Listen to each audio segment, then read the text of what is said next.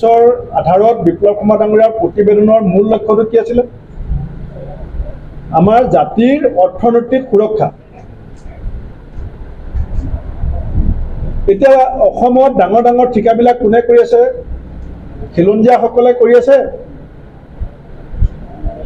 নে ডাঙৰ ডাঙৰ ঠিকাবিলাক কোনে কৰি আছে? এইটো মুখ্যমন্ত্ৰীয়ে জনাওক। খিলঞ্জীয়াৰ সুৰক্ষাৰ খাতিৰত অসমৰ ডাঙৰ ডাঙৰ প্ৰজেক্টবিলাক কোনে কৰি আছে? আৰু সিদিনাখন যে খানাপাৰাত 25,000 শিক্ষকক মাতি আনি তেওঁলোকৰ যে পাই থকা দৰমহাৰ পৰা 20,000 টকা মাইনাছ কৰি দিয়া হ'ল অৰ্থনৈতিক সুৰক্ষাৰ কথাটো। অসমীয়া খিলঞ্জীয়া যুৱকে যোনে 40,000 45,000 টকা পাই আছিলে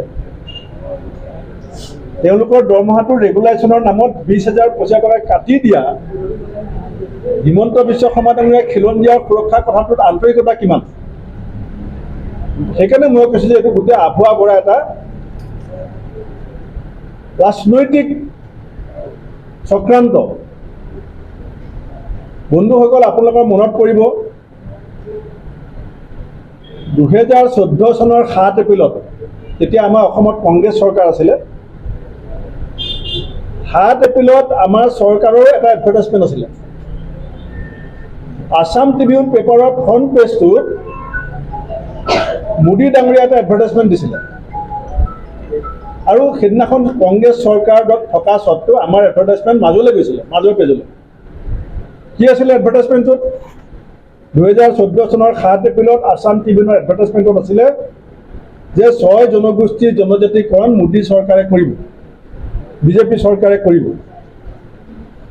আজি কেইদিনমানৰ আগতে সংসদত আমাৰ অসমৰ পৰা কংগ্ৰেছ সাংসদ ৰকিবুল হুছেইন ডাঙৰীয়াই আমাৰ দলত হোৱা আলোচনা সাপেক্ষে এই 6 জনগোষ্ঠী সম্পৰ্কত সংসদত যেতিয়া প্ৰশ্ন উত্থাপন কৰিলে তেতিয়া সংসদে কি উত্তৰ দিলে হিমন্ত বিশ্ব শৰ্মা ডাঙৰীয়াই জানে। কিন্তু অসমৰ ৰাইজক হিমন্ত বিশ্ব শৰ্মা ডাঙৰীয়াই ক'ব খোজে যে কংগ্ৰেছৰ ভুলৰ কাৰণে 6 জনগোষ্ঠীৰ জনজাতিকৰণ হোৱা নাই। কিন্তু মই অসমৰ মুখ্যমন্ত্ৰীক জনাব বিচাৰিছোঁ যে দিল্লীত আপোনাৰ চৰকাৰ, আমাৰ কংগ্ৰেছৰ এমপিয়ে প্ৰশ্ন সুধিছে, উত্তৰ আপোনাৰ চৰকাৰৰ মন্ত্ৰীয়ে দিছে আৰু তাত ক'তো কোৱা নাই যে কংগ্ৰেছৰ ভুলৰ কাৰণে 6 জনগোষ্ঠীৰ জনজাতিকৰণ হোৱা নাই। আৰু যদি ক'ৰবাত কিবা আশা আছে যে অসমত বিজেপি 2016 চনৰ পৰা এতিয়া 24 চনলৈকে 8 বছৰ পাৰ হ'ল, সেই আখুৱাখিনি আঁতৰাই পেলাই কেন্দ্ৰীয় চৰকাৰ আপোনাৰ ডাবল ইঞ্জিন চৰকাৰক আপুনি সৈমান কৰাব কিয় নোৱাৰে যে 6 জনগোষ্ঠীৰ জনজাতিকৰণ প্ৰক্ৰিয়াটো কৰক? আপুনি ইতিমধ্যে হিমন্ত বিশ্ব শৰ্মা ডাঙৰীয়াৰ জালখনত ভৰি দিছে। ইতিমধ্যে জালখন চাওক, মইতো 57টা কোৱাই নাই আপোনাক, এতিয়া মই 5টা কৈছোঁ। নহয়, আপোনালোকে কিয় কথাটো নাই, এইটো প্ৰশ্ন আপোনালোকে হিমন্ত বিশ্ব শৰ্মাক সুধিব নে নুসুধে যে আপুনি যে দাড়ি কমা শব্দ বাক্যত নবদলাওঁ বুলি কৈ 67ৰ পৰা 57লৈ আহিলে, এইটো সুধিবলগীয়া আছে নে নাই? 1 নম্বৰ। 2 নম্বৰ, এইখন কেন্দ্ৰীয় চৰকাৰে গ্ৰহণ কৰিছে নে নাই কৰা এতিয়ালৈকে? 4 বছৰ কিয় লাগিলে? এইটো সোধা অধিকাৰ মোৰ আছে।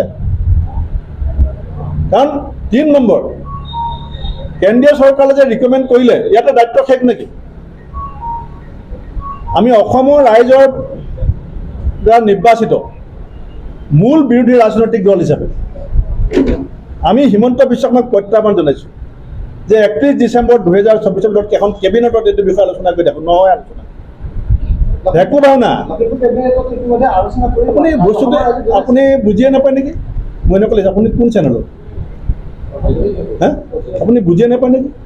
অসম কেবিনেটে এই চিটিজেনশ্বিপ আৰু আছাম একৰ্ডৰ এইটো ট্ৰাই পাৰ্টিত্ব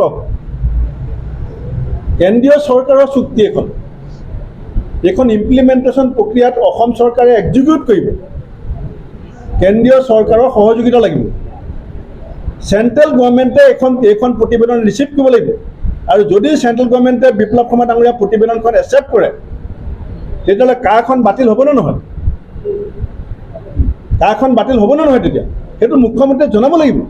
আৰু বাদ দিলে নহ'ব, তেওঁ elected chief minister, he is responsible to give the reply to the people of Assam. তেওঁ অসমৰ ৰাইজক একো লুকুৱাব নোৱাৰে। তেওঁ লুকুৱাই ৰাখিছে কোন 10টা বাদ দিছে। হয়, তেখেত মুখ্যমন্ত্ৰী, সাংবিধান প্ৰদত্ত এখন আসনত আমি ৰাইজে তেওঁক অধিষ্ঠিত কৰিছে। আৰু he must inform the people of Assam. We have right to know যে তুমি কোন 10টা বাদ দিছে কেবিনেটে দিছে, কিন্তু আমি জানিব লাগিব। যদি লেণ্ড ৰাইটৰ কথা বাদ দিছে, যদি জব ৰিজাৰ্ভেশ্যনৰ কথা বাদ দিছে, যদি কনষ্টিটিউশ্যনেল ছেফগাৰ্ডৰ কথা বাদ দিছে, সেইকেইটাই যদি নাই, মই যি 4টা ক'লোঁ, চ' হি মাষ্ট ইনফৰ্ম। কেলৈ 48 ঘণ্টা লাগিছে, সেইখিনিয়ে মোৰ ক'লোঁ। ঠিক আছে ছাৰ। Reporter live.